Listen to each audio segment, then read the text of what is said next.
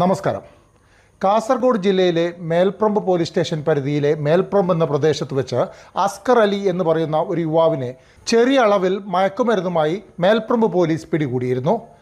തുടർന്ന് ബേക്കലം ഡിവൈഎസ്പി മനോജിന്റെ നിർദ്ദേശപ്രകാരം അസ്കർ അലിയെ കൂടുതൽ ചോദ്യം ചെയ്യലിന് വിധേയമാക്കിയപ്പോൾ പുറത്തു വന്നത് ഞെട്ടിപ്പിക്കുന്ന മയക്കുമരുന്ന് കഥകളാണ്. അസ്കർ അലിയിൽ നിന്നും ലഭിച്ച വിവരത്തിന്റെ അടിസ്ഥാനത്തിൽ ഉപ്പള പത്താടി കൊണ്ടോവൂരിലെ ഒരു വീട്ടിൽ നിന്നും 3.5 കോടി രൂപയുടെ മയക്കുമരുന്നാണ് മേൽപ്രമ്പ് പോലീസ് പിടികൂടിയത്.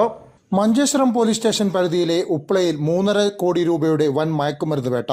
2 കിലോഗ്രാം MDMA-യും 1 കിലോയിലധികം മറ്റു മയക്കുമരുന്നുകളും പിടികൂടിയതായാണ് വിവരം. ഉപ്പള പത്താടി കൊണ്ടോവൂരിലെ ഒരു വീട്ടിൽ നിന്നാണ് ഇത്രയും വലിയ മയക്കുമരുന്ന് വേട്ട നടത്തിയത്.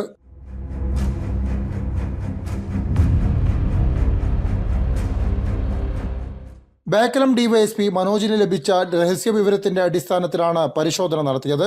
കഴിഞ്ഞ ദിവസം മേൽപ്രമ്പിൽ നിന്നും അസ്കർ അലി എന്ന യുവാവിനെ മയക്കുമരുന്നുമായി പിടികൂടിയിരുന്നു.